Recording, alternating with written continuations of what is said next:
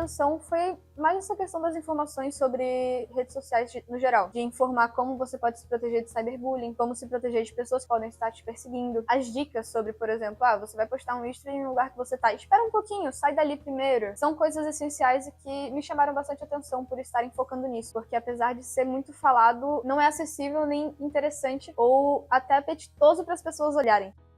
E, pô, tu não vai só passar um history com o pessoal falando não poste um history com a sua localização em tempo real e você vai de fato acolher aquilo pra ti.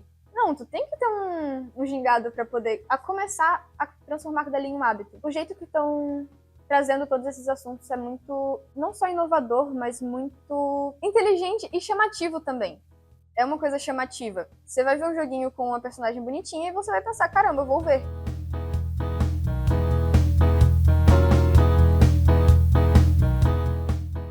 Tem duas principais questões que me fizeram me envolver nesse projeto. A primeira é que eu quero trabalhar com jogos, daí eu vi essa oportunidade, eu logo fui para cima. E segundo, pelo tema. Na época que eu estava conhecendo o projeto, eu estava recém me descobrindo como ser humano, todas essas questões e tal. E ver um projeto que se trata sobre questões de gênero, sexualidade, ainda mais de violência dentro da internet, isso me despertou um gatilho muito forte. No passado eu fazia piadas parecidas com isso, daí eu descobri que é errado, isso pegou pesado na minha cabeça, e eu fui indo me mudando e me descobrindo. Hoje em dia eu estou desenvolvendo 3 papéis principais. O primeiro deles sendo programação, eu estou programando o jogo, fazendo o desenvolvimento por trás, os códigos, linhas e linhas. O outro é game design, que é a minha paixão, que é escrevendo minigames, dando o porquê das coisas, o porquê da ambientação, o porquê dessas coisas. O terceiro é o gerente de projeto, né? Que é tipo, pegando segunda-feira ali, fazendo o que todo mundo tem que fazer, o que precisa pro jogo andar.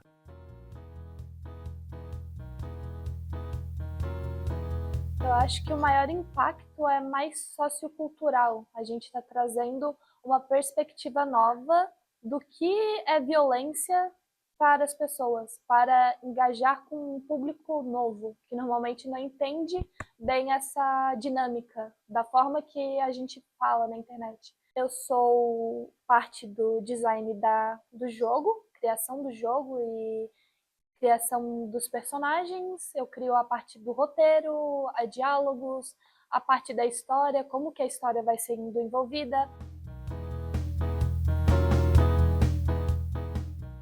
Quando chegou o lag, quando chegou o Cadu e o Johan no grupo do PAC e falaram, vamos chamar pessoas para um grupo de jogos. E se eu não me engano, foi um dos primeiros que me inscrevi. Eu vi, em 2 segundos estava escrito. Porque essa era a minha chance. Era a minha chance de completar isso, fazer o que eu tanto queria.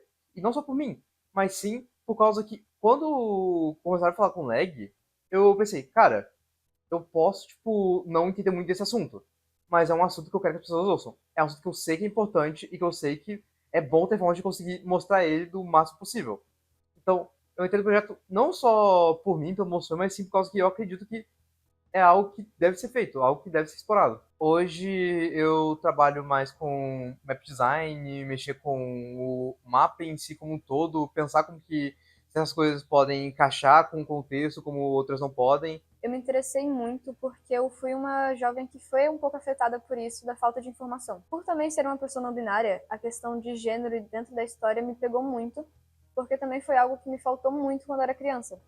De não saber direito qual era a diferença de gênero, de não ter esse entendimento de que pode ir além de algo binário. Já, ou você é homem ou você é mulher, então me faltou muito.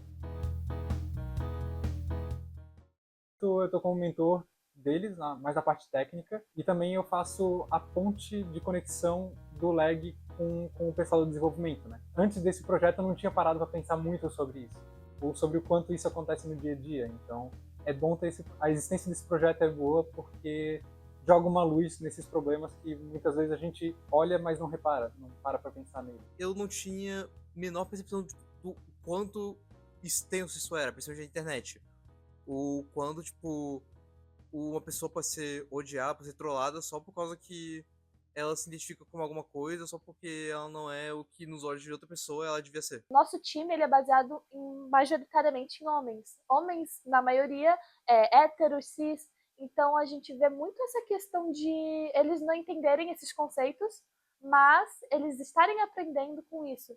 E graças a jogos eles conseguem entender isso de forma muito divertida e interessante. Essa parceria trouxe essa oportunidade de criar uma visibilidade melhor e maior para vários gêneros, idades e gostos. Eu acho que faz total sentido e super importante ter chamado o Prototipando a Quebrada, uma das instituições que prega a diversidade no mundo de tecnologia e inovação, e querendo ou não, jogos são tecnologia, são inovação, e é muito da hora ver essa molecada que é de periferia, que é diversidade mesmo, trabalhando sobre esse tema. A oportunidade de eu poder participar de tantas atividades e conseguir desenvolver meu lado criativo de várias formas é bastante graças ao PAC. Minha personalidade era muito introvertida e graças ao PAC eu consegui transformar ela em algo mais aberto, consegui trazer essa forma de pensar de um jeito totalmente diferente. E a minha calma que eu tenho hoje em dia com a vida também foi graças ao PAC. Então, às vezes, não é só sobre atividades extracurriculares ou uma junção de pessoas e essas oportunidades, mas também ajudar nas pessoas a visualizar o que elas querem para o futuro e como elas podem se melhorar socialmente, psicologicamente. E o PAC traz muito disso, porque não é apenas a união, mas também a forma de pensar e ser na sociedade. Nós somos um dos maiores consumidores de jogos do planeta, mas por que a gente não pode ser um dos maiores criadores de jogos do planeta?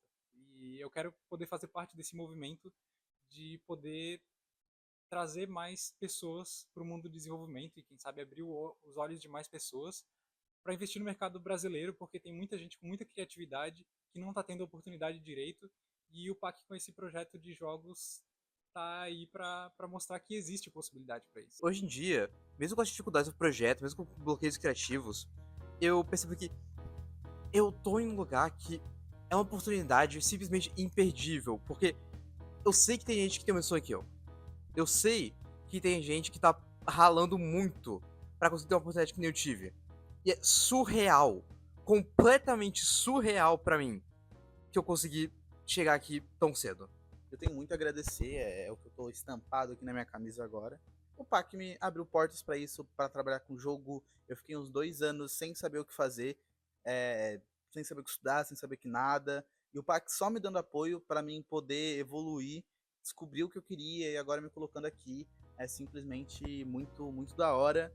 E é muito bonito ver a gente passando aí para vocês, né? Dando aqui a gente brasileiro, que é um país difícil, né? O PAC que não passa por suas dificuldades, vem passando por aí, tá ligado? É muito pica, muito da hora, e boa sorte pra traduzir, mas só queria agradecer a todo mundo que me colocou aqui, ao PAC, a todo mundo que tá aqui do meu lado, meus colegas, minhas colegas, e queria convidar vocês aí a conhecer um pouco mais do PAC, conhecer nossa história, quem sabe apoiar, quem sabe colar junto, ajudar a gente a desenrolar no English, né, no inglesinho aí. E muito obrigado, gente. Thank you, Pittsburgh! Bye.